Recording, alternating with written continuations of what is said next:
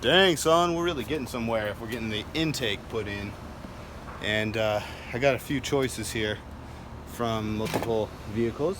Toyota 1000 Tundra, 2003 Lexus, 2007 FJ Cruiser, and 2005 4Runner, which is this one.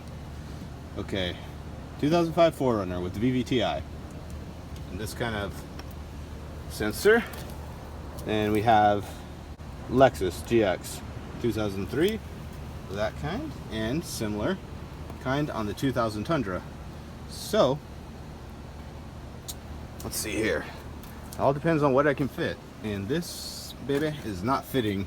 See, the way this is intended to go is the intake for the V6 is the throttle body is right here, and then wraps around straight down into the engine on the intake manifold. And it curves under here and such, and wraps around for coming in from the fender. All right, but since this is above now, there's a chance I could get it a little lower, but that's just a whole lot of bulk just for getting air through. So let's see what else will fit. The Tundra one looks fine, but a little too tall. This one's got a lower profile from the GX. Oh, there's the bolts. They were inside. Let's see if we can fit it here. So it wants to go all the way over here because it's got its own little niblet there for sucking air in instead of this little vortex leaf catcher or whatever it is. So if I did have it that way, it looks like it could work, and I will test if it can mount. I'll have to take that little guy off, unfortunately. Okay. So the GX box would fit. The holes line up perfectly, but we have one small issue here. It's this AC line wants to go right into the back of it here, so it can't fully tilt down. So I'll have to see if I can bend that up or what can be done about that. We'll be back. All right, I am stoked because this intake fits perfectly. Same bolt holes.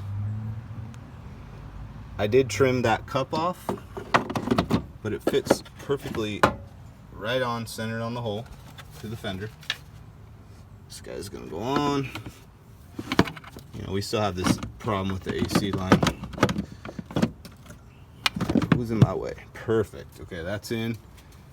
This guy looks like I can just crank this baby up a little bit. Yeah, get out of my way. Hope I'm not hurting anything on the AC by doing that. Ba-boink. Oh, get this end on again. Popped off. Looks like it wants to go a little more straight up, and I will let you know if I figure this out, but I sure hope it fits, because it is very, very close. Awesome. All right. Got this thing in like Flynn. So it was a pain. I found out the reason, obviously. Okay, so I lifted the engine up maybe an inch, but I lifted the body up like 2 inches. So this guy ended up needing to do some serious stretching in this area, maybe about an inch or half, 3/4 an inch more this way and twist, so, or kind of stretch. So I might take a heat gun here. This more feels like a rubber, but see if I can relax that and loosen it up a little bit. It was really hard to get the filter on. What I did is, out of the top, I screwed this down first, and then I pulled the top down and clipped it in place, so it's really on there. This is fine. There was one intersection here. These are barely touching the tank, overflow tank. Should be okay. Worst case, I can put a little dent in there with the heat gun, but I'll probably just leave it. And yeah, got to clean out my mass airflow sensor. Decide which, this one or the one from the Tundra. One from the Tundra looks pretty bad on the outside on the case, but it actually, you know, only has half the miles. So I might just put that one on there, sand the top and give it a little paint job. So yeah, loving it. Look at this thing, it's coming together. We'll hook this up right here. Little vacuum hose.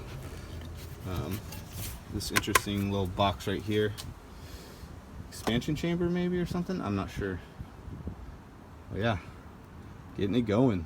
Look at the beast, dude, coming together. Got the fuse box in, radiator, new radiator, air box fit from the GX.